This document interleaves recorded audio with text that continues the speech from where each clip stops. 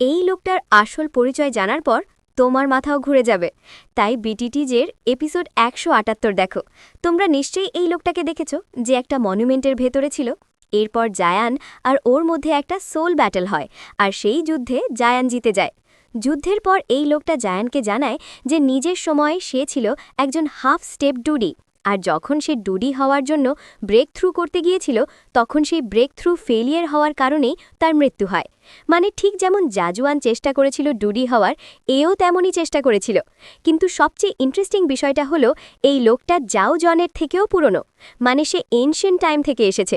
কারণ দেখো, জাও জন সম্পর্কে সবাই জানত, কিন্তু ডেমন হাংওয়াং সম্পর্কে কেউই কিছু জানত না।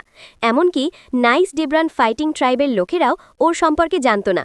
আর যদি এটাও না মানো, তাহলে এটা বুঝে নাও, জাও জনকে ডুডি হওয়া থেকে আটকানোর জন্য হুনটোডি নিজেই বাধা সৃষ্টি করেছিল।